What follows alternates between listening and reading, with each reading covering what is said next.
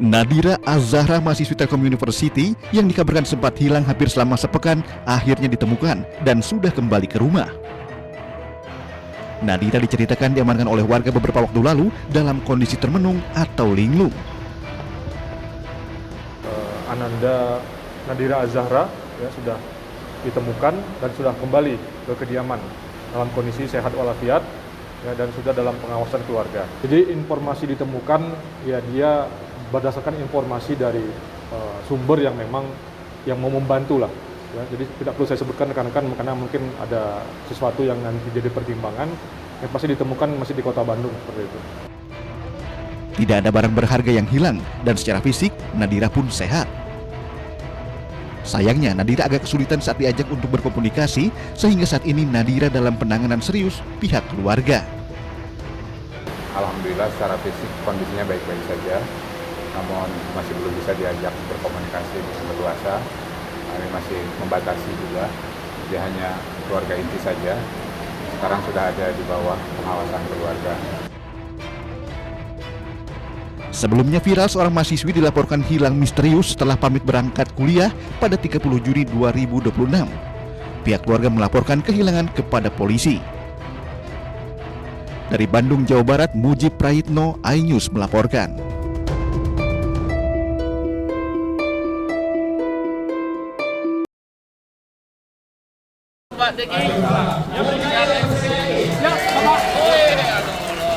Oleh Penasihat Khusus Presiden RI Bidang Ketenagakerjaan dan Kesejahteraan Buruh, Said Iqbal menemui sejumlah buruh di kawasan Marunda, Cilincing, Jakarta Utara.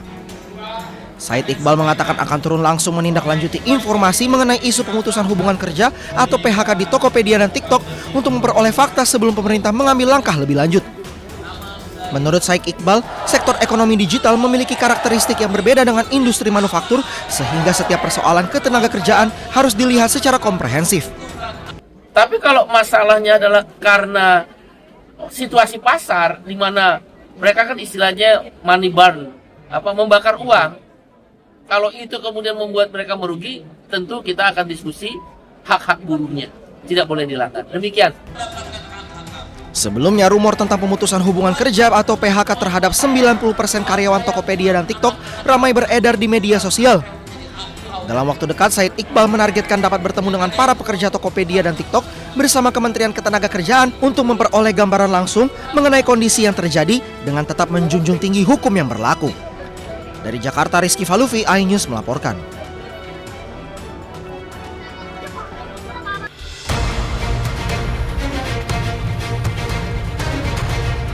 Bak kotak Pandora yang terbuka, tersangka korupsi MBG bertambah lagi. Kejaksaan Agung kali ini menetapkan Lalu Muhammad Iwan sebagai tersangka ke-7 dalam pusaran korupsi MBG. Kejagung menyebut Sekretaris Deputi Bidang Promosi dan Kerjasama Badan Gizi Nasional ini terlibat korupsi penjualan ompreng atau food tray. Modusnya, perwira polisi aktif berpangkat Brigadir Jenderal itu mencari calon mitra untuk mendirikan dapur MBG. Syaratnya, mereka wajib membeli ompreng kepada perusahaan PT SGI. Belakangan terungkap PT SGI ternyata perusahaan yang sengaja ia dirikan. Jadi perannya adalah pada tahun 2025 ini saudara LM ini meminta saksi YCS dan RD mendirikan suatu perusahaan ya dengan tujuan sarana untuk melakukan penjualan alat berupa food tray kepada calon mitra SPBG dengan harga yang sudah ditentukan oleh tersangka LMI ya. Walaupun sudah menetapkan 7 orang tersangka, Ketua Masyarakat Anti Korupsi Boyamin Saiman menyebut jumlah tersangka korupsi MBG kemungkinan akan bertambah. Boyamin juga mendesak Kejagung tidak hanya menetapkan tersangka, tetapi juga harus bisa mengembalikan kerugian uang negara.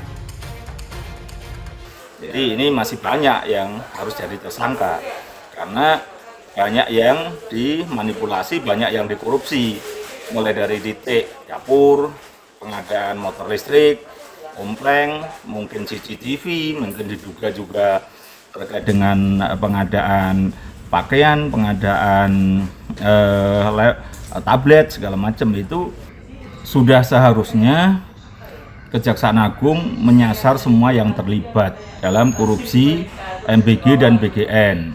Karena apapun ya untuk pertama tujuan utamanya adalah pengembalian kerugian negara. Karena kalau tidak disasar nanti pengembalian kerugian negara akan minim. Penetapan lalu Muhammad Iwan menambah jumlah petinggi Badan Gizi Nasional yang menjadi tersangka pencuri uang MBG.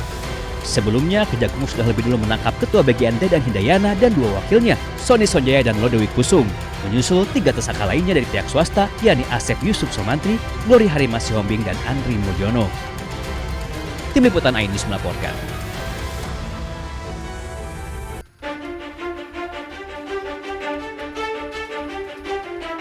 Setelah Kejagung menetapkan polisi aktif berpangkat Brigadir Jenderal lalu Muhammad Iwan sebagai tersangka korupsi MBG, Korps Adiaksa menyebut ada dugaan keterlibatan oknum anggota TNI aktif dalam pusaran korupsi MBG. Kejagung menyebut oknum TNI berpangkat kolonel itu berinisial BU. Di dalam tubuh Badan Gizi Nasional, BU memiliki jabatan ganda, yakni sebagai Sekretaris Deputi Bidang Penyediaan dan Penyaluran dan Pejabat Pembuat Komitmen atau PPK. Sebagai petinggi di Badan Gizi Nasional, BU diduga ikut kong-kali-kong mengatur penggelembungan harga barang dan jasa, termasuk pengadaan sepeda motor listrik yang jumlahnya mencapai 21.801 unit. Walaupun sudah menemukan keterlibatan oknum TNI, namun Kejagung tidak bisa serta-merta memproses BU karena masih berstatus TNI aktif. Penanganan terhadap oknum tersebut, yaitu saudara BU, itu dilaksanakan secara koneksitas bersama dengan penyidik pada Jaksa Agung Muda Militer. Jadi perkara itu termasuk sepeda motor ya, pengadaan sepeda motor itu karena ada keterlibatan oknum TNI aktif. Mendengar anggota yang diduga terlibat korupsi MBG, Mabes TNI langsung buka suara. Kapuspen TNI Brigjen Muhammad Nas menyebut terkait masalah BU akan berkoordinasi dengan Kejagung. Jika terbukti korupsi, maka BU akan ditindaklanjuti sesuai ketentuan hukum. Dalam lingkaran korupsi MBG, Kejagung telah menetapkan 7 orang tersangka, 4 orang petinggi Badan Gizi Nasional, 3 lainnya dari pihak swasta. Tim Liputan iNews melaporkan.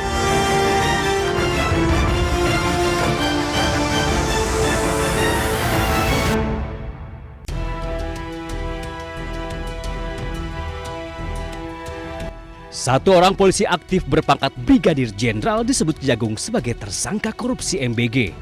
Ia adalah Brigjen Pol lalu Muhammad Iwan Mahardan. Iwan terlibat dalam proses jual beli food tray atau ompreng yang ternyata menyalahi aturan. Istana angkat suara. Kepala Badan Komunikasi Pemerintahan Muhammad Kodari menyebut walaupun berpangkat jenderal, namun proses hukum terhadap Iwan harus tetap berjalan tanpa pandang bulu. Kodari juga menyerahkan seluruh proses hukum kepada Kejagung. Kalau bicara aspek hukum, tentu semua harus kembali kepada aparat penegak hukum. Dan yang sedang memproses sekarang adalah kejaksaan. Dan seperti dikatakan oleh Bapak Presiden bahwa hukum sekarang ditegakkan tanpa pandang bulu, apapun latar belakangnya.